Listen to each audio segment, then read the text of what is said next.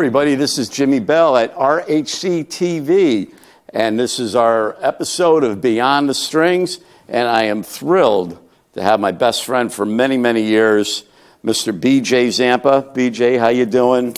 Good. Welcome to the show. All right, so BJ and I have had so much history together. We started working, I believe, back around 1998. We did one of our first recordings together, right, for the Thunderhead Project? Yeah. Yep. 98, right, 97, 98, somewhere in there. So I get a call from BJ. This was already a project going on, and they were having some issues with the guitar player. And he says, why don't you come in and do this? So we did this record, and the next thing you know, we're off on tour to Germany, yes, we were. Opening up for Metal Church. And it was crazy. Yeah. I mean, we had the double-decker tour bus. I mean, what was that was the craziest thing I ever been on, Yeah. It smelled terrible. Stinky bus. Oh, my God. It smelled like orange peels. Oh, it was terrible. Remember like when you'd go to school, that orange peel smell on the bus? That's what the tour bus smelled like. I'll just remember that. Two bands on that bus. Yeah, and the crew. So and a couple of crew guys were pretty, like 15 people? Pretty hefty duty. Yeah. We had about 15 to 16 people around that. But that was a fun tour. We were over there for like 2 weeks opening up for Metal Church, all over Germany. Played some great venues. Really, really cool places. We started in Amsterdam. Oh, yeah, I remember that. Yep. We couldn't find our singer. They pulled... Yeah. Is this a PG show? Yeah. We're not going to talk about anything crazy, but we landed in Amsterdam, and our singer at the time, he was feeling good right on the airplane, so he got off the airplane and then disappeared. Yeah. Until like it was showtime almost. Yeah, he was relaxing, let's just say. Yeah. So that venue, to me, was a really cool venue. It was like metal inside. Concrete. It was. I can't remember the name of it, but it was a real music venue.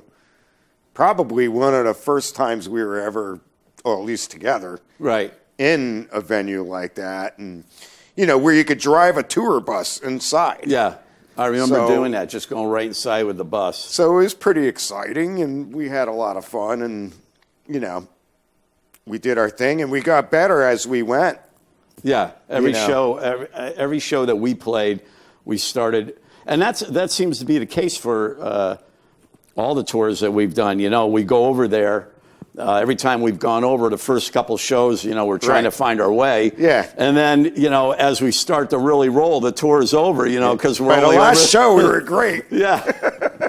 Well, okay, so before we leave Thunderhead, I want to talk about that venue that was inside the cave.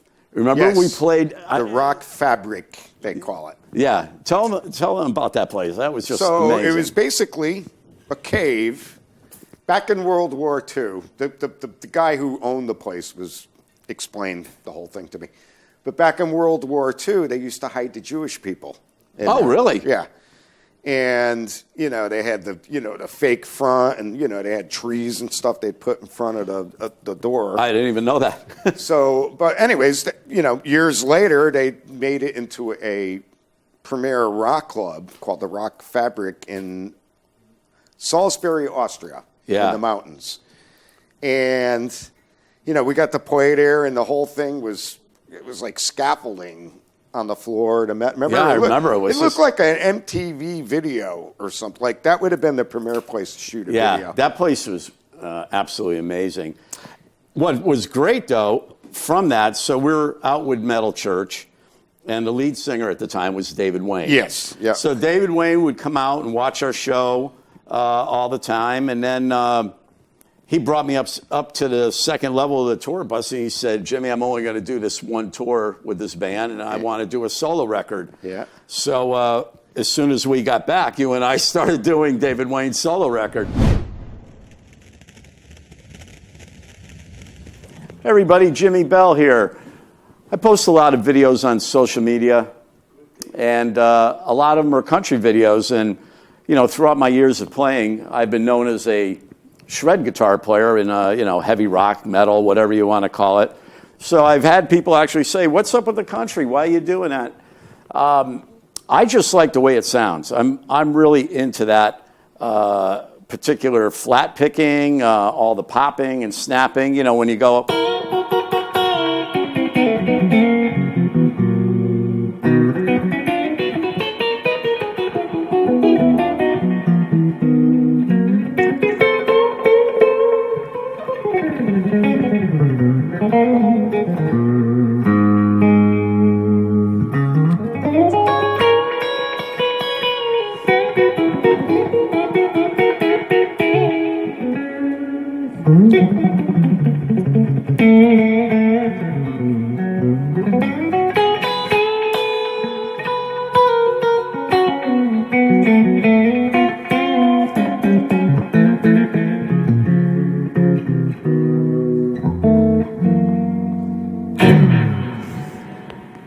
So a lot of that stuff is all double stops right there, they call it.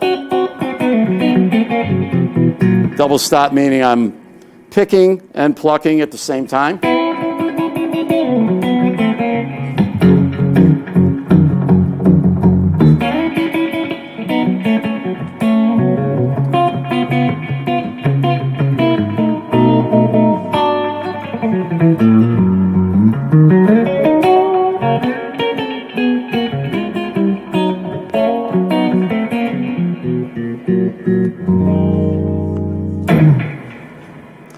Thank you very much. I'll see you next week. David Wayne, you know, God rest his soul. What a wonderful, wonderful individual. And a great singer, but he had some funny ways. Right. Yeah, so BJ had a studio right in his house, a good one, you know, it wasn't just a little thing. We had a big console in there and everything back then. So David comes over and is staying there at BJ's. So let's elaborate on that a little bit, because that's insane. I'm, at the time, was a starving artist, you know, starving music, but I put all my money that I made into my studio. But this studio was in the basement of my parents' house, basically. So anyway, long story short, so the producer we were working with tells us, you know, we're going to record these songs at your place, then we're going to bring you guys out to LA, and then we're going to record them, you know, in the real studio. So they call it pre-production. So David flies out from Seattle, and, you know, Jimmy and I, we already had a lot of the music already put together, and David's going to come and sing on it. So now it's the first day he's going to sing, and the man's walking around. He had a bucket of Kentucky Fried Chicken, and he's standing in his underwear. And he's telling me, you know, no plate, and he's just eating the chicken. You know, crumbs are all over the floor. I'm freaking out. My mother's flipping out. There's a naked guy in the basement singing. So basically, that's what happened. And yeah. We go out to L.A., and the studio was great. That was Silver Cloud Studios. Yeah, I mean, Silver Cloud, a lot of records, a lot of famous artists. Rob Halford and Bruce Dickinson did a solo record, right? So it was a beautiful studio, and we had a really nice, I don't even want to call it an apartment, but it was a... We stayed in a condo, rented, you know, like you could rent it by the month. And what they do, like a lot of people from Warner Brothers, like, you know, they fly actors in, actresses, whatever, the people working on the movie. A lot of times they go and they stay in there. So that's where we stayed. We were set up pretty good on that. I mean... That was good. You know, we finished that record, and it actually did really well. I thought the record came out really good, and it was... a great testimony to David Wayne, because shortly after that he passed away. It wasn't too much, you know. Yeah, we were the last guys to actually, I think, get to an album. I don't know that for sure, but I think it might have done a Reverend record after. But he was a good guy. He, you know, really big heart. So after that. Local great singer, Mike Vicera, who's been with Loudness, Yngwie, Obsession, we get a call to go do his record as MVP record. So the production starts all over again. We write, we get together, we start writing songs. BJ and I have always been such a great team with writing. I would write a bunch of riffs, sometimes complete songs, and I would play them for him. And he would say, let's arrange this part different. Let's move this part to here, do this, do this. Or sometimes I play a song for him and he goes, what else you got? So it's one of those, that's good, but what else you got? So we've been doing this for many, many songs you think, all from like, oh my God. Once we started doing this, like, till now, I wonder how many songs. It's got to be close to 1,000. Oh my God! You and I. I mean, not everything made it to a record, but it has to be close to like 1,000. Oh yeah, we did tons of demos at your house too. Yeah, I mean tons that never even got recorded. I have a bin, one of the supersized bins, filled with cassette tapes and CDs, and I mean it's just unbelievable. I was just thinking that the other day, like, I wonder how many songs we've done.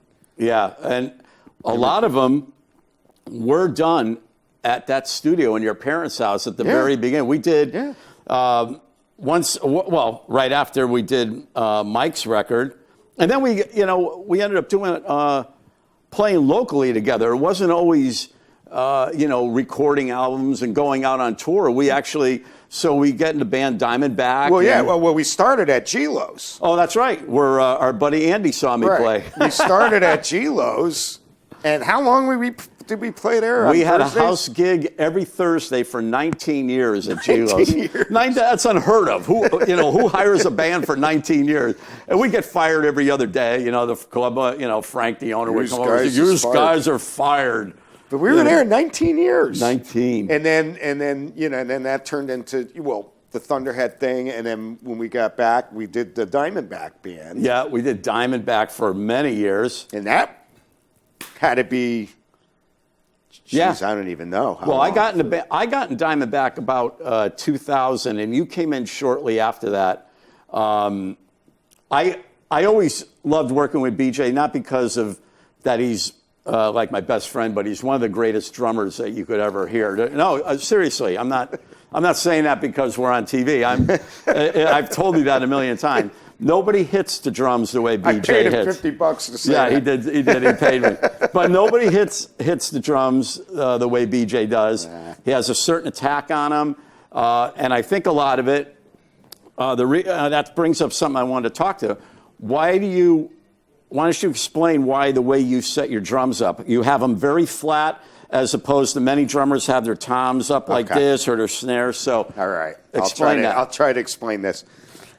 I have, as we were just talking about recording studios, I've always been intrigued by that. So I started out, I had the big double bass drum set with all the toms and octobans and gong, I had a gong.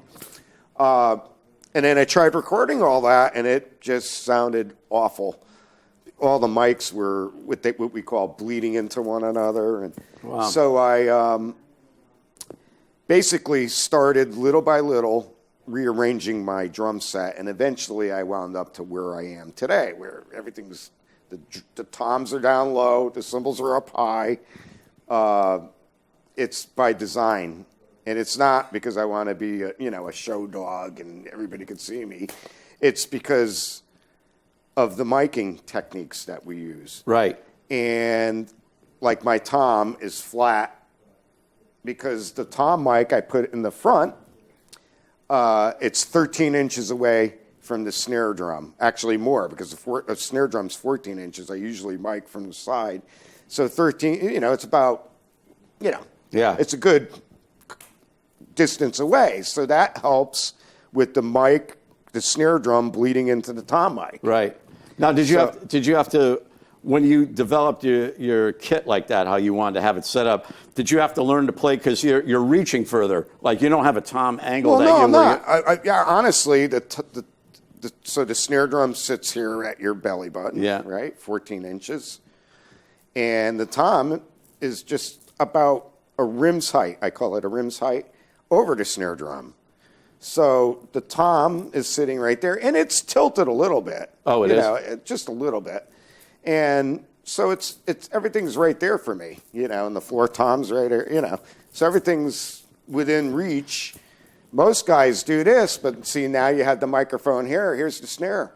It's right over the top of it. Oh, yeah. You see what I mean? So I think that's how that came to be. I think it's funny how, the drum kits have all turned back into what the 40s drummers, the great, Buddy Rich, Gene Krupa. Some of them, but there's guys like Mike Mangini and Portnoy, and those guys have the big, huge kit. I mean, for me, like, I grew up with, Buddy Rich and Peter Criss and, right. And everything in between, John Bonham and Ian Pace. That's interesting, actually. So what was probably your main influence? Which drummer, if you could say, I mean, I know we've talked about Cozy and some drummer, everybody loves Neil Peart so much, but that probably might have not have been a huge influence. Well, like when you're a kid, you go through phases. Right.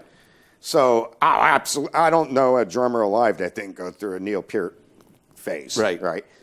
John Bonham, Ian Pace, Cozy Powell.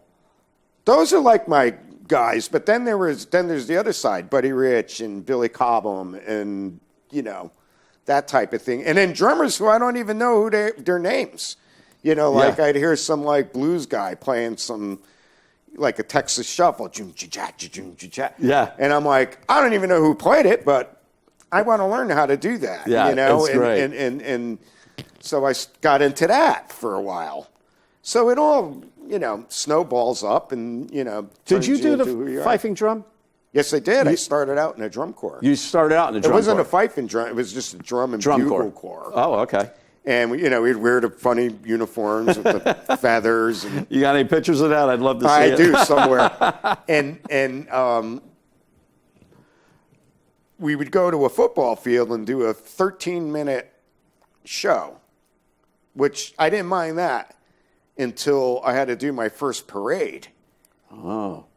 And I was a little guy, still am. I mean, I was a peanut when I was a kid. And, they strap on the drum. That thing was heavy. Yeah. And I had a march like 3 miles with this thing strapped on to you, with the uniform. It was horrible. Oh, wow. Yeah, it was a horrible. I mean, I'm happy for it because honestly, that's how I learned how to play. Right. All the older kids taught me all the rudiments. But what a great... The marching end of it, I hated. It was just awful. So let's move forward. Let's talk about how we got into House of Lords, because that was a band that certainly we did a lot of records for on Frontiers, and we actually got to go all over the world with that band. Yes, something that I probably would have never done in my life if it wasn't for that band. We went to... One place we haven't gone was Australia. Yeah, Australia was the only country we didn't actually visit. So we did so many records with them. We recorded the first bunch of them at your studio. Then we moved to your other studio. Yeah. And, it was fun going all these things. We didn't travel like, the traveling was a little insane. But, a lot of times I get asked what my favorite show was, and I always, say Japan, because I thought going to Tokyo was really cool. Well, that was like the apex of our career with that. Yeah. I mean, that was a huge show. We're playing 50,000 people. I mean, people always say, what country? I always, well, I loved Barcelona. I love Spain. I loved all of Italy. It's too many places to say which one is your favorite. What was one of your favorite experiences when we were out on the road? I always loved, and I don't mean to put, if anybody in Northern Europe sees this, I apologize. I love you guys too. But I always loved going to Spain and Italy. Yeah. And Greece. And, the Southern Europe. Because the food was better. You could get a decent meal in the truck stop. But it was, and it was always a little warmer because a lot of times we'd go, it'd be cold, The months we went were winter months. Yeah. So I always liked going there. But more than that, I just always thought that the crowds were like really into it. They were like so into it. But when we went to Japan, that was awesome too. I mean, Well, I say it all the time. The Europe audience is very different from what the American audience is. Yes. And I say that not in a disrespectful way. I guess I always find that the people over in Europe liked all different types of music. It wasn't like someone that likes death metal would also like House of Lords, right. That type. They right. don't, have a things certain... like in America. There's fads, right? So kind of like what we do, it's kind of like in the past. But over there, it's still accepted, and the main, mainstream media will talk about a band like House of Lords. We'll be in magazines. Right. Well, here's the thing that's, all the bands from our genre that after, Nirvana came in and killed all that style of music, were still making a living by going to Europe. Right. They were able to survive. So right. I think, and Europe, I really think craved those bands. Yeah, the easiest way to say it is things never go away over there. They just add. Right. So they like Nirvana too. They just add that. They add the grunge movement on top of the hair metal or rock and hard rock, whatever you want to call it. Yeah. You know what I mean? So it just, it turns into a thing. And, the funniest thing, remember, I don't know if you remember this, but the thing that caught me the first time we went there was you would see families at the gigs with their kids. Yes. And I just thought that was really odd. I'm like, there's the mother, the father, the son. Exactly. Everybody's there, and everybody's, drinking. Do you remember when we went to Spain the first time when we took a walk to go get something to eat? It was like 1 o'clock in the morning, and the families were out on the streets with their kids and everything. I was going like, what is this? It's 1 in the morning here. Everybody's out and enjoying the weather and eating food. Restaurants were open. It's just a different life. It's a different world. It was different great. Life over there. We had some great times over there. Chris McCarville, that was playing bass with us, he had some great moments. Yeah. There was some, real funny stories with him, and it was a wonderful experience. But from House of Lords, whenever they were on break, BJ, myself, and Chris McCarville formed another band called Max Explosion. Now, Max Explosion, we did a couple records on John Kivel's label, and we went out and played. In fact, we actually opened for House of Lords. Yeah, we went some on of the tour shows. over there. Yeah, we went on tour. Yeah. So we would open for ourselves. Yeah. Which was, a pretty good thing. I remember being in Germany, and we're doing Max, and some guy was all upset. And everybody in the club loved it. But there was one guy who was all upset. Where's James Christian? Oh. He was yelling. And my story with James, the classic one is Copenhagen. We're playing Copenhagen. Oh, God. And there's a staircase going up onto the stage. We go up on the stage. James is up there singing. He's got dark glasses on. He goes to come off the stage, but they had moved the staircase away. So James walks right off the front of the Yeah, he did a lip skid off probably, it wasn't high, but, maybe 3 feet, maybe? But like 3 or 4 steps. Yeah, but it was just funny because it wasn't funny, but he had glasses on, so he didn't even. He had dark glasses on. He's trying to be cool, wearing his glasses because he didn't want anybody to see his eyes. I get it. We're all getting older. And then that's when, right there, James says, "You guys got to play some Max Explosion songs." Yeah, well, Thomas, our road manager, came running up. Yeah, play some Max songs. So we carried on the show without Chris, him for a while. sing something, sing something. And poor James was bleeding. He got messed up. Yeah, he did. He's lucky he didn't break his neck. But, So anyways, now I'm going to fast forward into what you're doing now. First off, we still play together in a tribute band called Beyond Purple, which is a fabulous band. Gary Fox on keyboards, Brian Camilleri on bass, Mike Gill, who's a fabulous singer. He could, there we are right there. Yeah, he could pretty much cover every singer there is when we do it. And it's a great tribute band. It's a tribute to the Deep Purple family tree, which means we're doing Deep Purple, Rainbow, Whitesnake, and we're doing all the different singers that were in Deep Purple, the different singers from Rainbow. Yeah. You know, so people really enjoy the band.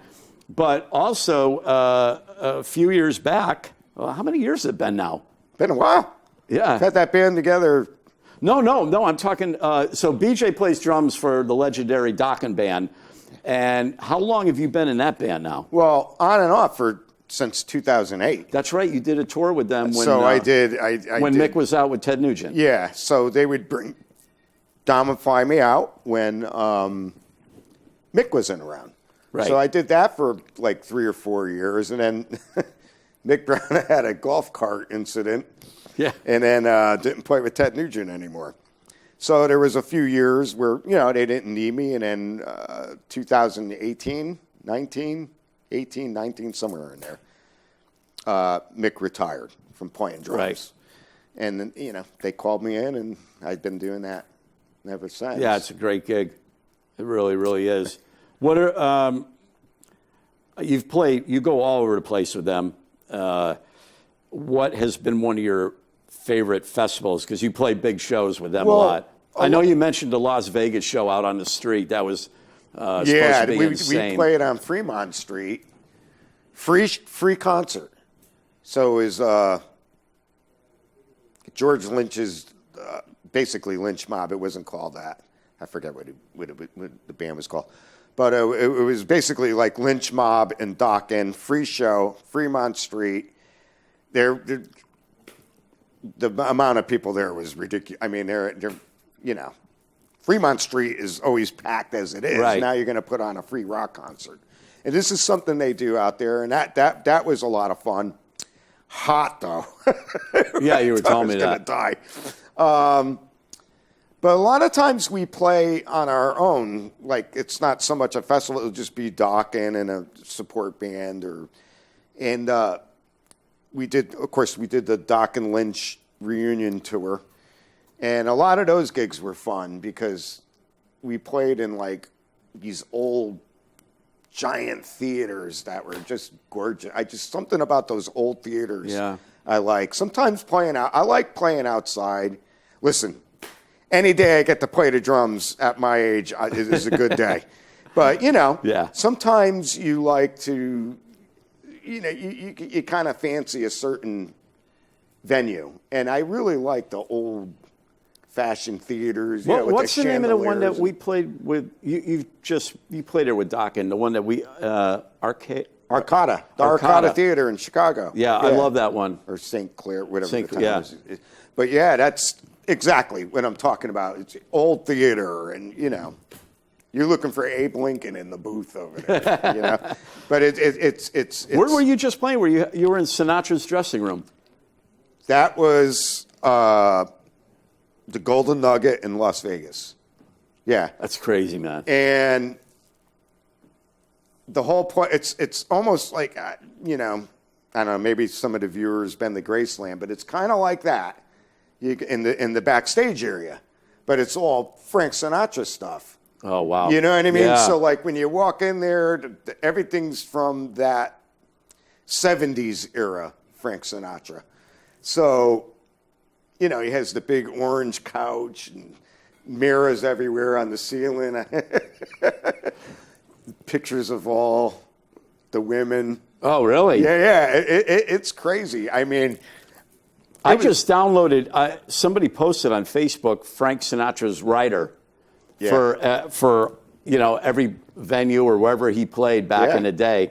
And it's pretty impressive what he had on his rider. I mean, it's pretty crazy. Sinatra, I mean, you know. But I mean, it you know, was really amazing to even see a piece of history like that, to see what someone that huge wanted at his bar, and you're going to love this place. Believe me, it was crazy. The woman told me that she, you know, there's always like a person that takes care of the bands. And she told us the only thing that we changed in here, and it's exactly the way he had it, but every few years we replaced the cover on the couch. Huh. Just because of wear and tear. Yeah. She said, but it's the same material, it's the same color, it's the same everything as the original. That's very cool. So, that was fun. Yeah. Oh, that's great, man.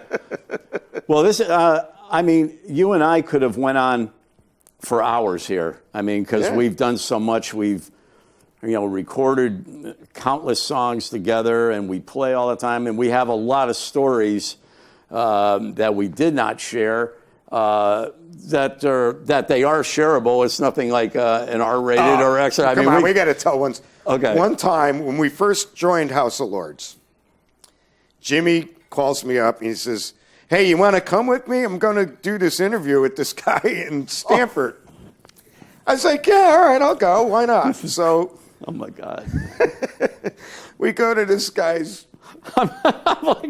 I don't know what it was. It was like, I guess it was a radio station, kind of like in his. My first radio interview joining House. It was my very first one. And the guy had every CD ever made piled up in the middle of the floor. Like it was probably, I don't know, how high was that? Well, yeah, they were a wall of CDs. Yeah, and he had them on racks too. The racks were behind me, and they were right. But that thing was like in front of us. It was like a wall separating the other room. It's like instead of building a wall, he took all CD case.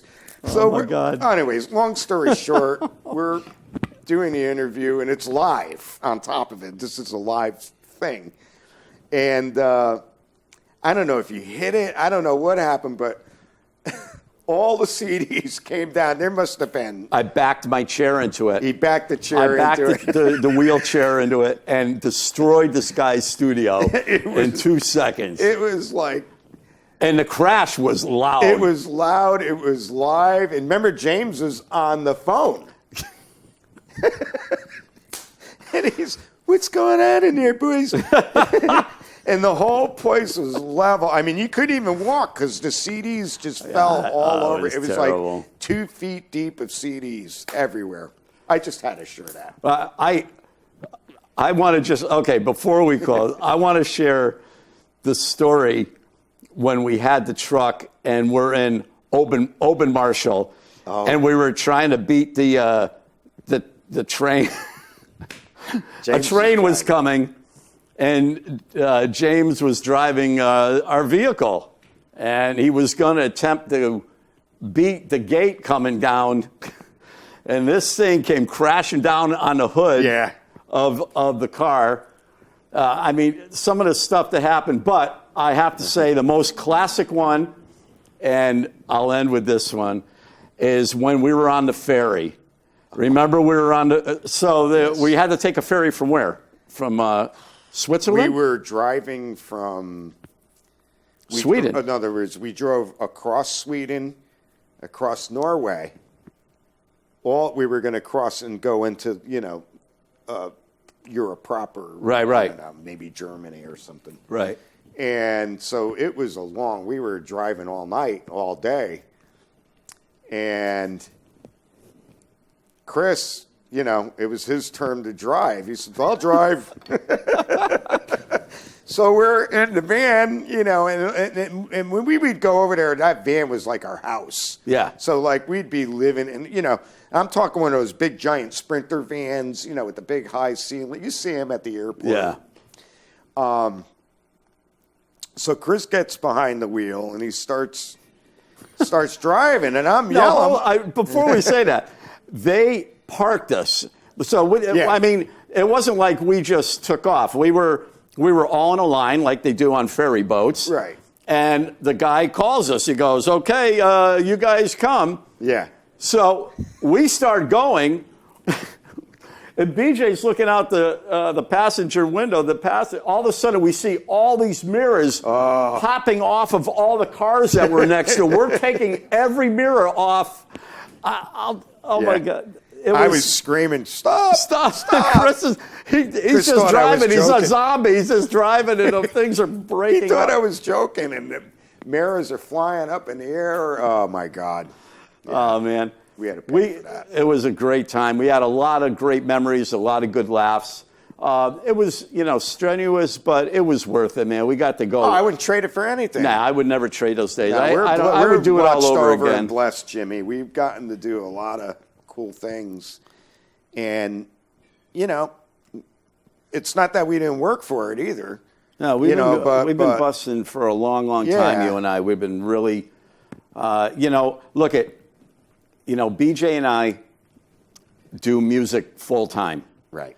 That's something we arranged our life so we were able to do music full time. Are we loaded with money? Are we rich? No, we always made it where we could get by and survive. We do what we have to survive for our love of music. Experience. Yeah. Well, it's our love for music. We love it. We write. We love playing live. There's nothing about music that we don't love. Anything to do with it. That's what this show is about, Beyond the Strings. It's about anything to do with music, whether it's touring, everything. It all has to do with our love for music. Yes. So with that being said, I can't thank you enough for coming on. This is great. It's been a blast. And please come back so we could tell more stories. Absolutely. My pleasure. Thank you, buddy. Yeah, appreciate it. Take care, everybody. We'll see you on the next show.